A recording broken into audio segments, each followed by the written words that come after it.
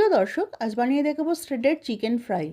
একটি কড়াইয়ে জল ফুটতে দিয়ে তার মধ্যে কিছু মুরগির মাংসের টুকরো তুলে দেবো।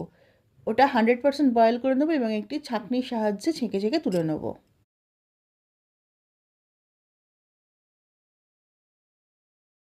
তারপর কড়াইতে রিফাইন্ড অয়েল গরম করে তার মধ্যে পেঁয়াজের স্লাইস, ক্যাপসিকামের স্লাইস, কাঁচা লঙ্কা, 2-3টে কাঁচা লঙ্কা আমি মধ্যিখান থেকে চিড়ে চিড়ে দিয়ে দিয়েছি এবং 6-7টা রসুনের কোয়া লম্বা লম্বা করে পিস করে ওর মধ্যে দিয়ে দিয়েছি।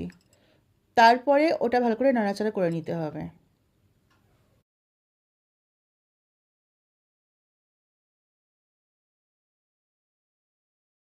প্রায় 1-2 মিনিট ধরে ওটাকে নেড়ে চেড়ে ভাজা ভাজা করে নিতে হবে। গ্যাসের ফ্লেম এই সময় মিডিয়ামে রাখতে হবে।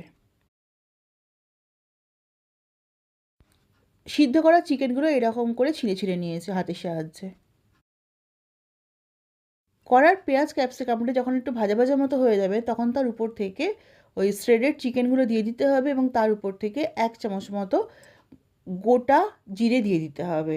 গোটা জিরে দিয়ে তার উপর থেকে স্বাদ অনুসারে নুন, সামান্য চিনি এবং গুঁড়ো গোলমরিচ ছড়িয়ে দিতে হবে। গুঁড়ো গোলমরিচটা এখানে একটু বেশি ইউজ করেছি। এবার উপর থেকে বেশ কিছুটা গোলমরিচ গুঁড়ো ছড়িয়ে দেবো। পুরো ব্যাপারটা ভালো করে মিক্স করে নিতে হবে।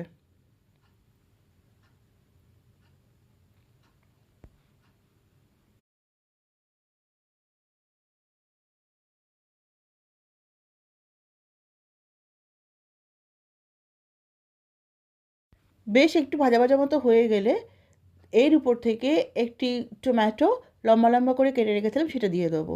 টমেটো দিয়ে এবার পুরো ব্যাপারটা ভালো করে মিক্স করে নিতে হবে।